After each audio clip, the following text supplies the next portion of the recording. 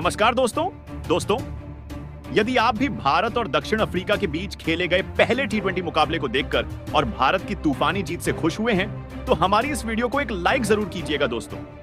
आज की हमारी इस वीडियो का लाइक टारगेट सिर्फ 500 लाइक्स का है। तो दोस्तों, वीडियो को दिल से लाइक जरूर करें। दोस्तों, दक्षिण अफ्रीका के खिलाफ पहले टी20 मुकाबले में आया संजू सैमसन, वरुण चक्रवर्ती और रवि बिश्नोई का तूफान। संजू के शतक के बाद शानदार गेंदबाजी ने दिलाई शानदार जीत। तो दोस्तों, सूर्य कुमार यादव की कप्तानी में टीम इंडिया का शानदार परफॉर्मेंस जारी है और एक बार फिर भारतीय टीम ने टी20 मुकाबले में दक्षिण अफ्रीका की टीम के खिलाफ बेहतरीन प्रदर्शन करके दिखाया और संजू, सैमसन, सूर्या और तिलक दमदार बल्लेबाजी, फिर भारतीय गेंदबाजों की तूफानी गेंदबाजी के दम पर शानदार तरीके से मुकाबले को जीत लिया। मैच तो दोस्तों इस रोमांचक मुकाबले का पूरा हाईलाइट तो हम आपको इस वीडियो में बताएंगे। साथ ही अगर हमारे चैनल को अभी तक आपने सब्सक्राइब नहीं किया है तो सब्सक्राइब जरूर कर लें, ऐसी ही ताजा क्रिकेट अपडेट्स पाते रहने के लिए। तो चलिए दोस्तों, जानते हैं इस मुकाबले का पूरा हाईलाइट शुरुआत से ही। तो दोस्तों, आज के इस मुकाबले में डरबन के मैदान पर टी20 क्रिकेट इतिहास की दो सबसे खतरनाक टीम एक दूसरे के आमने सामने थी, जहां सूर्य कुमार यादव की भारतीय टीम के सामने एडन मार्करम की दक्षिण अफ्रीका टीम मौजूद थी। जब टॉस फेंका गया तो जीता दक्षिण अफ्रीका के कप्तान एडम मार्करम ने और टॉस जीतकर पहले गेंदबाजी करने का फैसला किया और टीम इंडिया को पहले बल्लेबाजी करने के लिए आमंत्रित किया, जिसके भारतीय टीम पहले बल्लेबाजी करने मैदान में उतरी, जहां भारत की तरफ से दो खतरनाक बल्लेबाज मैदान पर उतरे। जहां इस मैच में संजू सैमसन और अभिषेक शर्मा के हाथों में भारतीय टीम को विस्फोटक अंदाज में शुरुआत दिलाने की जिम्मेदारी थी। अब दोस्तों, यहां संजू सैमसन और अभिषेक शर्मा ने पारी की शुरुआत की, जहां दोनों बल्लेबाजों से बड़ी साझेदारी की उम्मीद लग रही थी। जहां पहले तो अभिषेक शर्मा ने और संजू सैमसन ने पहले ओवर में मैच 2 रन बनाए। उसके बाद जब कप्तान एडन मार्करम दूसरा ओवर लेकर आए तो अभिषेक शर्मा ने शानदार एक चौका लगाया। उसके बाद इसी ओवर में संजू सैमसन ने भी एक और चौका लगाकर अपने स्कोर को आगे बढ़ाया। इसके बाद जब तीसरा ओवर लेकर केशव महाराज आते हैं तो केशव महाराज को पहले तो पहली गेंद पर संजू सैमसन ने शानदार चौका लगाकर अपनी तूफानी अंदाज जताया। इसके बाद दूसरी गेंद पर गगनचुंबी छक्का लगाकर अपना खतरनाक बल्लेबाजी का नजारा पेश कर दिया। भारतीय तूफानी बल्लेबाजी बेहद ही शानदार कमाल कर रही थी और तीसरे ओवर तक 24 रन भारत ने बना लिए थे। मगर इसके बाद चौथे ओवर में गेंदबाजी करने के लिए गेराल्ड क्वार्टजे आते हैं तो पहले ही गेंद पर वह अभिषेक शर्मा को अपना शिकार बनाते हैं, जहां अभिषेक ने मिड ऑफ के ऊपर से शॉट लगाने का प्रयास किया, लेकिन वे पूरी तरह से कनेक्ट नहीं कर पाए। अपने बल्ले को गेंद के साथ और एडन मार्करम ने शानदार कैच पीछे भागते हुए लेकर भारतीय टीम को पहला झटका दिया, जो कि 8 गेंदों पर मात्र 7 रन बनाकर आउट हो गए। अब दोस्तों, अभिषेक शर्मा का विकेट गिर जाने के बाद उतरे कप्तान सूर्य कुमार यादव, जहां दोस्तों सूर्य कुमार यादव के साथ मिलकर संजू सैमसन ने शानदार बल्लेबाजी करना जारी कर दिया और अपनी टीम के स्कोर को आगे बढ़ाना चालू कर दिया। सूर्य कुमार यादव ने गेराल्ड क्वार्टजे को चौथे ही ओवर में पहले तो एक शानदार चौका लगाकर अपना खाता खोला। इसी ओवर में एक गगनचुंबी छक्का भी उनके बल्ले से देखने को मिला। इसके बाद जब पारी का 5वां ओवर लेकर मार्को एंसन आते हैं तो संजू सैमसन उनको खतरनाक अंदाज दिखाते हैं।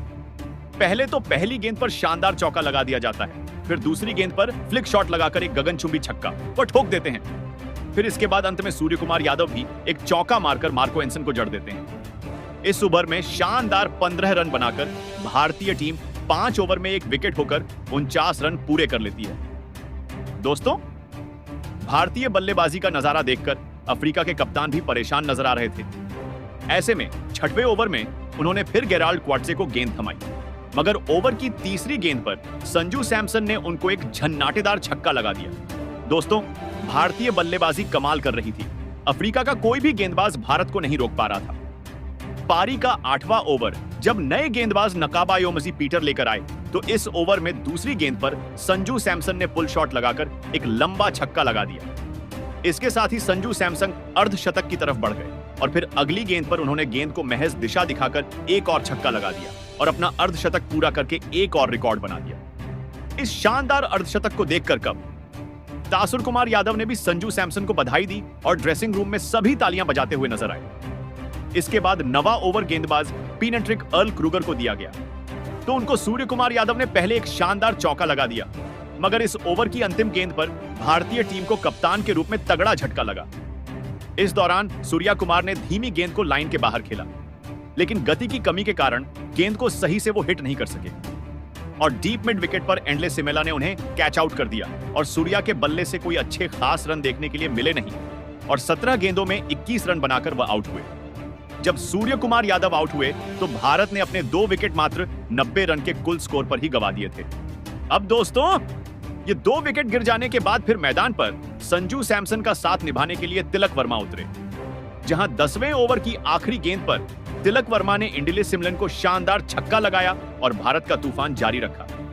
इसके बाद 11वीं ओवर में केशव महाराज आए तो संजू सैमसन ने शानदार पहले तो एक गगनचुंबी छक्का दूसरी गेंद पर लगा दिया, अंतिम गेंद पर एक शानदार चौका लगाकर इस ओवर में भी दक्षिण अफ्रीका के गेंदबाजों को बैक फुट पर धकेल दिया और भारतीय बल्लेबाजी का इतना खतरनाक अंदाज रहा कि 11 ओवर में भारत ने 2 विकेट होकर 111 रन स्कोर बोर्ड पर लगा दिए थे। इसके बाद जब 12वें ओवर में नकाबायोमजी पीटर स्पिन गेंदबाजी करने के लिए आए तो संजू सैमसन ने पहली गेंद पर घुटना टिकाकर एक शानदार चौका लगाया। फिर इस युवा की तीसरी के अंतर लॉन्ग ऑफ की तरफ हवा में एक शॉट लगाकर छक्के के लिए गेंद को बाहर भेज दिया। भारतीय बल्लेबाजी तूफान दिखा रही थी, जिसका कोई भी जवाब अफ्रीका के गेंदबाजों के पास नहीं था। अगला 13वां ओवर लेकर जब एंडले सिमलन आए तो संजू सैमसन ने तूफान दिखाया। पहले दूसरी गेंद पर फ्रिज में रहकर थर्ड मैन की तरफ एक चौका लगाया है। तीसरी गेंद पर ऑफ स्टंप के बाहर जाती हुई गेंद को कवर्स की तरफ खेलकर एक और चौका उनके बल्ले से निकला। इसके बाद तीसरी गेंद पर संजू सैमसन ने तूफान दिखाया और कवर्स की तरफ एक ऊंचा शॉट खेला। गेंद सीधी सीमा रेखा से बाहर 6 रनों के लिए चली गई। संजू सैमसन अपने शतक की तरफ बढ़ रहे थे। अब तक 44 गेंद में 92 रन उनके बल्ले से निकल चुके थे। दोस्तों, इसके बाद तिलक वर्मा का बल्ला भी आग उगलने लगा था। 14वें ओवर में पीनेट्रिक अर्ल क्रूगर को निशाना बनाते हुए तिलक वर्मा दूसरी गेंद पर पॉइंट की तरफ खेलकर कट शॉट लगाकर चौका लगा देते हैं। इसके बाद तीसरी गेंद पर घुटना टिकाकर स्लॉग स्वीप के जरिए एक छक्का लगा देते हैं। दोस्तों, यही नहीं, संजू सैमसन भी इसी ओवर की 5वीं गेंद पर फुल शॉट लगाकर एक छक्का लगाकर देते हैं और अपने स्कोर को 98 पर पहुंचाते हैं, जहां भारतीय टीम 14 में 162 रन 2 विकेट खोकर बना चुकी थी। फिर 15वें ओवर में केशव महाराज को। इस दौरान संजू सैमसन ने पहले गेंद पर 1 रन लेकर विस्फोटक बल्लेबाजी करते हुए 47 गेंदों में अपना शतक पूरा किया और शतक पूरा करने के बाद भी संजू सैमसन रुके नहीं, मगर दूसरी गेंद पर तिलक वर्मा दूसरी गेंद पर एक चौका लगाते हैं। अभी संजू और तिलक वर्मा के बीच में शानदार 77 रन की साझेदारी पनप चुकी थी, मगर इसके बाद भारतीय टीम को एक बड़ा झटका लगता है, जहां चौथी गेंद पर दोस्तों तिलक वर्मा को केशव महाराज ने आउट किया, जो कि केशव महाराज के अंदर आती हुई गेंद पर स्लॉग स्वीप करने के लिए गए और गेंद अपनी गति से ज्यादा उछल गई और टॉप एज लेकर हवा में ऊंची चली गई और डीप मिड विकेट पर खड़े मार्को यानसन ने कैच पकड़कर भारत को झटका दिया और तिलक वर्मा गेंद 18 में 33 रन बनाकर पवेलियन चले गए। दोस्तों, यह 3 विकेट गिर जाने के बाद हार्दिक पांड्या मैदान पर आए। अब संजू सैमसन पर अब पूरी जिम्मेदारी आ चुकी थी कि भारत को कैसे भी करके 200 रन के पार लेकर जाना है। फिर परी का 16 में ओवर नकाबायोमजी पीटर को थमाया जाता है और संजू इस ओवर की तीसरी गेंद पर गगनचुंबी 85 मीटर लंबा छक्का लगाकर सबको हैरान कर दिया, मगर फिर अगली गेंद पर भारतीय टीम को सबसे बड़ा झटका लगा। दोस्तों, 16वें ओवर की चौथी गेंद पर संजू सैमसन को पीटर ने एक शॉर्ट बॉल पर आउट किया, जो कि संजू सैमसन के रूप में भारतीय टीम को चौथा बड़ा झटका दे गई। अब दोस्तों, भारत ने अपने 4 बड़े विकेट 175 रन के कुल स्कोर पर गंवा दिए थे और टीम इंडिया के लिए बस एक बल्लेबाज ऐसे थे जिन्होंने शतक जड़ा बाकी। तो दोस्तों, भारत की बल्लेबाजी फ्लॉप साबित हो रही थी। अब मैदान पर हार्दिक पांड्या और रिंकू सिंह टिके हुए थे। हालांकि जहां इसके बाद रिंकू सिंह ने 17वें ओवर में गेराल्ड कोएट्जी को शानदार दूसरी गेंद पर चौका लगाया। दोस्तों, हार्दिक पांड्या से उम्मीदें तो काफी लग रही थी, जहां 17वें ओवर की 5वीं गेंद पर जेरोल्ड कोएट्जी ने उन्हें शॉर्ट गेंद पर गेंद सीधा बल्ले का किनारा लेती हुई डीप पॉइंट पर खड़े मार्को एंसन के हाथों में चली गई, जिसके चलते टीम इंडिया को यह 5वां झटका लगा और पांड्या केवल 6 गेंदों पर 2 रन बनाकर ही आउट हो गए। हार्दिक पांड्या के आउट हो जाने के बाद बल्लेबाज एक के बाद एक विकेट अपने गंवाते चले गए। इस दौरान भारत के लिए रिंकू सिंह मात्र 10 गेंदों पर 11 रन बनाकर आउट हुए और उनका विकेट भी कोइटजे के नाम रहा।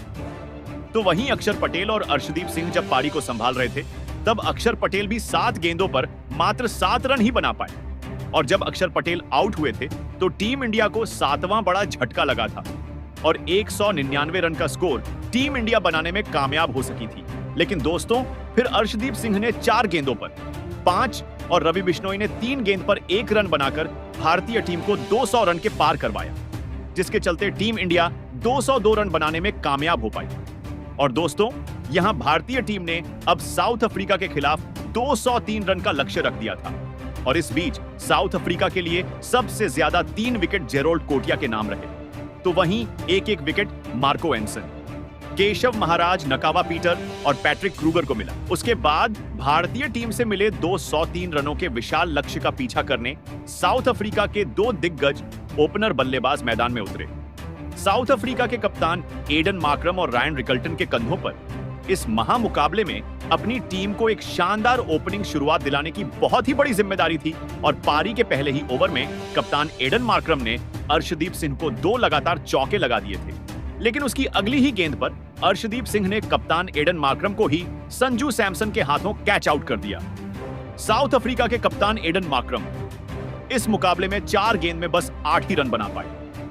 अपने कप्तान के पहले ही ओवर में आउट हो जाने के बाद अब बल्लेबाजी के लिए ट्रिस्टन स्ट्रबस को भेजा गया था और फिर रायन रिकल्टन और ट्रिस्टन स्ट्रबस की इस जोड़ी ने मिलकर एक ताबड़तोड़ साझेदारी भारतीय गेंदबाजी के खिलाफ बनानी शुरू कर दी थी। लेकिन इस साझेदारी को भी भारतीय गेंदबाजों ने ज्यादा देर तक चलने नहीं दिया और गेंदबाजी पर आए आवेश खान ने ट्रिस्टन स्ट्रबस को सूर्य कुमार यादव के हाथों कैच आउट कर दिया। ट्रिस्टन स्ट्रबस 11 गेंद में 11 रन बनाकर आउट हो गए। भारतीय टीम की शानदार गेंदबाजी ने साउथ अफ्रीका के 2 बड़े विकेट शुरुआत में ही निकाल लिए थे।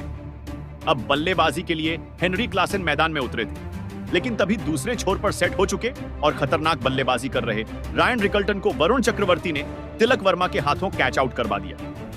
रायन 11 गेंद में 21 रनों की पारी खेलकर आउट हो गए। एक विशाल लक्ष्य का पीछा करते हुए साउथ अफ्रीका की शुरुआत बेहद खराब हुई थी। भारतीय गेंदबाजी इस मुकाबले में शानदार फॉर्म में नजर आ रही थी। अब बल्लेबाजी के लिए डेविड मिलर मैदान में उतरे थे। अब डेविड मिलर और हेनरी क्लासन की इस जोड़ी पर साउथ अफ्रीका की इस मुकाबले में पूरी किस्मत टिकी हुई थी और इन 2 अनुभवी बल्लेबाजों ने ऐसा ही करके दिखाया और एक मजबूत साझेदारी भारतीय गेंदबाजी के खिलाफ खड़ी करना शुरू कर दिया। लेकिन भारतीय गेंदबाजी भी इन दोनों को हाथ खोलने का ज्यादा कोई मौका नहीं दे रही थी, जिसने साउथ अफ्रीका के इन 2 खतरनाक बल्लेबाजों को तक दबाव में डाल दिया था। साउथ अफ्रीका के बल्लेबाजों की मुश्किलें लगातार बढ़ रही थी क्योंकि रिक्वायर्ड रन रेट का दबाव उनको बैकफुट पर धकेल रहा था और इसी दबाव को हेनरी क्लासन रह नहीं पाए और गेंदबाजी पर आए। वरुण चक्रवर्ती ने हेनरी क्लासन को अक्षर पटेल के हाथों कैच आउट करवा दिया। हेनरी क्लासन 22 गेंदों में 25 रन बनाकर आउट हो गए। भारतीय गेंदबाजी को अब साउथ अफ्रीका का एक सबसे बड़ा विकेट मिल चुका था। दबाव साउथ अफ्रीका की बल्लेबाजी पर साफ देखने लगा था। अब बल्लेबाजी के लिए पैट्रिक क्रूगर आए थे, लेकिन वरुण चक्रवर्ती ने अपने इसी ओवर में दूसरे छोर पर सेट हो चुके डेविड मिलर को भी आवेश खान के हाथों कैच आउट कर दिया। डेविड मिलर 22 गेंद में 18 रन बनाकर आउट हो गए। अब यह मुकाबला पूरी तरह भारतीय टीम के कब्जे में आ चुका था। आधी साउथ अफ्रीका की बल्लेबाजी अब खत्म हो चुकी थी। अब बल्लेबाजी के लिए मार्को यानसेन आए थे, लेकिन उसके अगले ही ओवर में पैट्रिक क्रूगर को रवि बिश्नोई ने हार्दिक पांड्या के हाथों कैच आउट कर दिया। पैट्रिक क्रूगर 2 गेंद में बस 1 ही रन बना पाए। भारतीय टीम की स्पिन गेंदबाजी ने इस मुकाबले में सभी के दिल जीत लिए थे। अब बल्लेबाजी के लिए एंडले सिमला ने मैदान में उतरे थे, लेकिन रवि बिश्नोई ने मार्को यानसेन को भी हार्दिक पांड्या के ही हाथों कैच आउट कर दिया। मार्को यानसेन 8 गेंद में 12 रन बनाकर आउट हो गए। इस मुकाबले में रवि बिश्नोई और वरुण चक्रवर्ती की गजब की गेंदबाजी ने शानदार प्रदर्शन करके दिखाया था। अब बल्लेबाजी के लिए गेराल्ड कुट्स मैदान में उतरे थे और गेराल्ड ने अंत में थोड़े बहुत बड़े शॉट खेले, लेकिन दूसरे छोर पर बल्लेबाजी कर रहे एंडले शिमला को रवि बिश्नोई ने इसी बीच एलबीडब्ल्यू आउट कर दिया। एंडले 4 गेंद में 6 रन बनाकर आउट हो गए, तो वहीं गेराल्ड भी उनके तुरंत ही बाद सूर्य कुमार यादव के हाथों रन आउट हो गए। गेराल्ड गुड्स 23 रन बनाकर आउट हो गए और आखिरी विकेट आवेश खान ने केशव महाराज को क्लीन बोल्ड करके लिया। और इसी के साथ भारतीय टीम ने इस पहले टी20 मुकाबले को 61 रनों से अपने नाम करते हुए एक बड़ा कारनामा करके दिखाया। दोस्तों, साउथ अफ्रीका की टीम को उन्हीं की सरजमी में इस पहले टी20 में एक बड़े अंतर के साथ हराना कोई आम बात नहीं है और ऐसा ही करके दिखाया सूर्य कुमार यादव की भारतीय टीम ने। लेकिन इस मुकाबले में भारतीय टीम के असली हीरो साबित हुए संजू सैमसन, जिन्होंने अंतरराष्ट्रीय करियर में लगातार 2 मुकाबले में शतक लगाकर एक बड़ा कारनामा करके दिखाया। संजू सैमसन ने इस मुकाबले में केवल 50 गेंदों में 214 की स्ट्राइक रेट से 10 छक्के लगाते हुए 107 रनों की शानदार पारी खेली और इसी के चलते भारतीय टीम जीत पाई। तो दोस्तों, आप संजू सैमसन के इस अद्भुत शतक के लिए उन्हें 10 में से कितने अंक देना चाहेंगे? आप अपने राय नीचे कमेंट बॉक्स में हमें जरूर बताएं। नए हैं तो चैनल को सब्सक्राइब जरूर करें। वीडियो को लाइक और शेयर करना बिल्कुल नहीं भूलें। धन्यवाद।